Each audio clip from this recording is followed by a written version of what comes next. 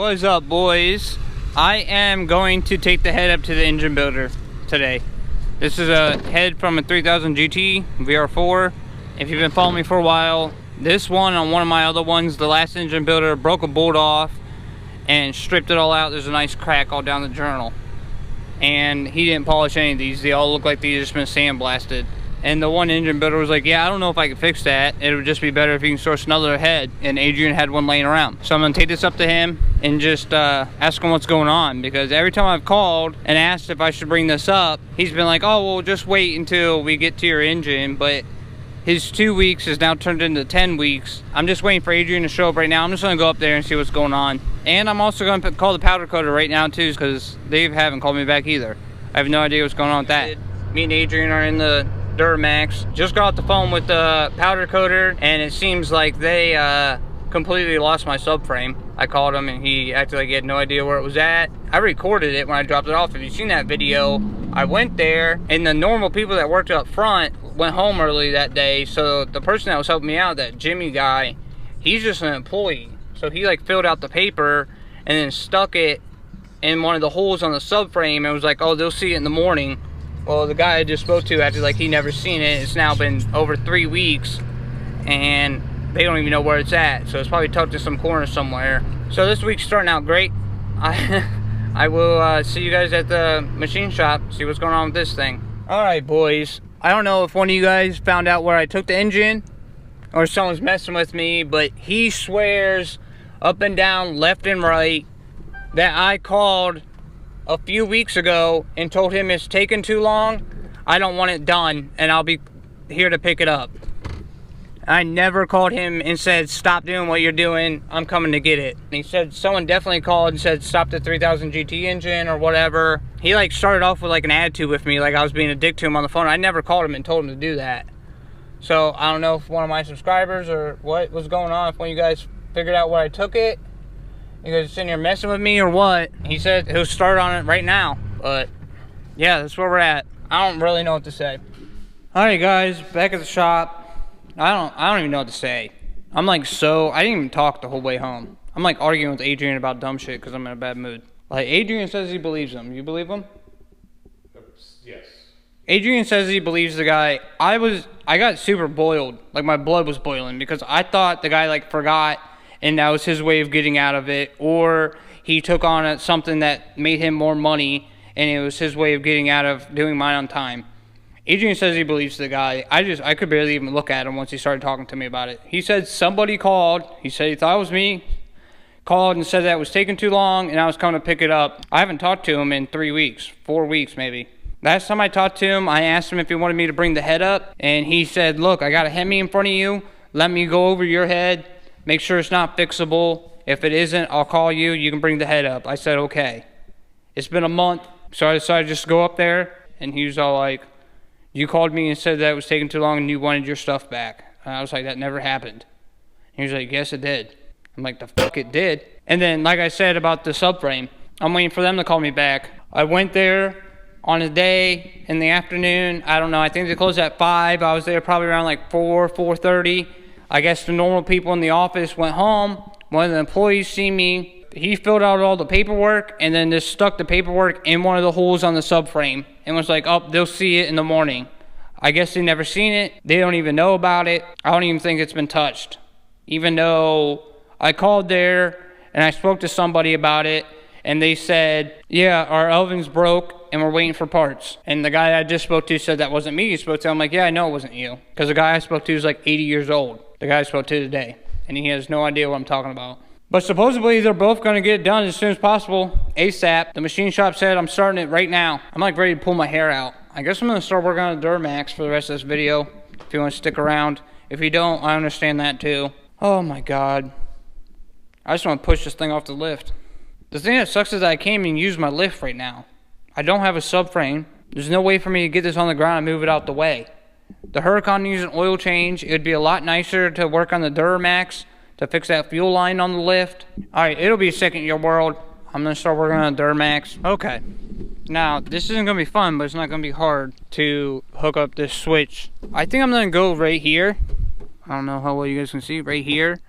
I know it probably makes more sense to have it down here, but to get this off, it's a bunch of screws and a bunch of bolts and stuff to get this whole thing off. This thing just pops off. So I'm gonna go there, I'm gonna drill a hole there. The switch gives you a guide, so you need a 3/8 drill. I'm gonna drill there and have the switch there. And then I already have a regular hole from when I got my plow hooked up in the firewall. They use the same hole for the regular wiring harness, but they never put the rubber piece back in. So I've done this on like 10,000 trucks. Turn your key.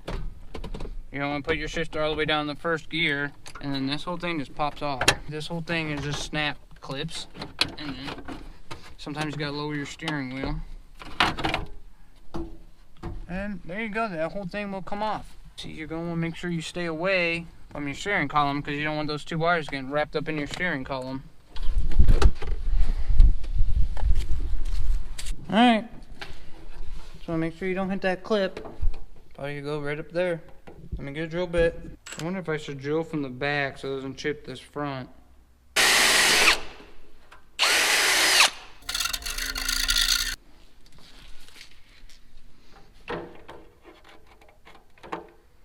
Oh yeah, dude, that's perfect.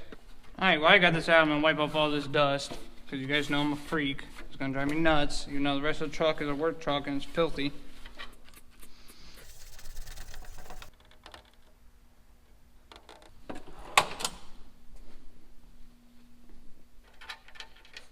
Why does it poke out like that? Like, doesn't let it sit flush. Okay, so we're sitting here messing with this switch. And there's like a little pin right there, you see it, that needs to go in, and then we decided to read the instructions like you should have done at the beginning, and it gives you a sticker. So you draw a 3/8 hole there and then 1/8 hole there, so that pin sits in there and then the switch doesn't move itself. But I already put the sticker on the front, so now when I drill this hole, I'm pretty sure I'm gonna go through my sticker. Let's just see how this goes. Can you hold that? So now I gotta draw a little tiny hole there and hopefully not go all the way through my sticker. We're almost all the way through. See if that works. That's why you read the instructions first, boys. I didn't think it came as an instruction. It was on the back side of that card. Just a little bit deeper, boys. She always wants you to go a little deeper.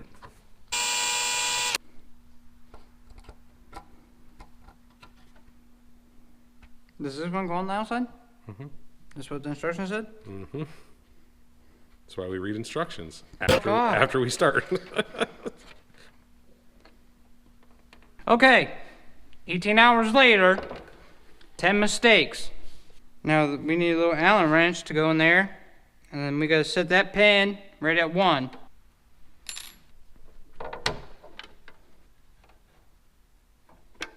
Ooh, that's nice. Now we gotta run wires. I'm gonna run it down through here, get it tight. It's gonna be hard for me to show you under the truck, but there is a hole. Yeah, I don't think I'm gonna be able to show you. But it's this hole right here. To the right of your master cylinder. Right there, you see that purple wire coming out? That's for my plow. They took that piece of rubber out and then just never put it back. I don't even know if you guys can see. I'm trying to get it around my cluster so I know for sure it doesn't get anywhere near my steering column. Got a little carried away, forgot to put the camera back up. That's in. Got the wires ran, got that plastic back on. Got it down here. Right there, you see daylight? That's where they're going through. Now I'm gonna have to run them and zip tie them. It came with loom, I might put loom on it. I have to pull out the bottom connector on this ECU. 2 pins that don't have wires in them. You just pull out a plug and I'll walk you through it. This is the transmission ECU right here. Everyone thinks that's your ECU. On Duramax, it's not. Your ECU is this, down here. Okay, right there. I'll try to zoom in on the edit so you guys can see a little bit better. There are 3 plugs. I think you actually have to take them all out. But they're all different, so you don't have to worry about mixing them up. So right here, you're gonna pull these back. There's one. See that whole thing that comes out? Okay, they're also color coded. So I just pulled the whole harness up. The bottom one's gray, top one's blue, middle one's black. Here's the gray one. This is as high as I can get it without taking the whole fuse box out because it immediately runs into the bottom of that box right there. So I'm gonna have to work on it from here. But you gotta get this black piece off and start pulling this apart without pulling any wires out. Because once you start pulling this apart, you can pull all these pins out. You'll be in a world of hurt if you mix these all up. I mean, I would be. I'd be sitting here looking at wire diagrams for next month. Let's get the wires ran under all this over to here. So these are the wires that just came out the dash, right? I'm gonna get them all nice and tucked and ran up underneath, and then I'll walk you through the whole pin thing here in a second. Okay, so I got the wires all ran up underneath everything. You gotta take this black piece off right here, and then you take that green pin out right there. You slide it out that way, and it'll release all the wires. But like I said, you gotta be careful or all these pins will just start falling out. So there's these little pins right here. You gotta press in. You see that little hook right there? You just push those in and that whole thing comes out. You're gonna have to cut that zip tie. You gotta come over here and count. You're just gonna have to count over. You see how it says 43 right there? So you're looking for pin 50. So you're gonna come over, that's 43, 44, 45, 46, 47, 48, 49. There's 50. Is this empty one? They're both empty. So it's not like you're having to cut a wire. It's this empty one right here, and then over here, you can't really see on camera. And it's an empty one. 29, 30, 31, 32 is this empty one. So I'll see if I can get like a picture of this to throw it up on the screen right now, but it's gonna be this blue empty one right here. So this one and this one. And to get these wires out, you gotta come over here and you see this green thing? You're gonna have to pop that out without pulling these wires out of place. It's gonna be awesome. I'm just trying to loosen these up and get them so I can spread them apart. So it's that one and that one. And the colors on these don't matter. It's so nerve-wracking because I'm gonna pop this green thing out that holds all these wires in place. I'm scared that it's gonna start falling on the ground. Light hands from here on out.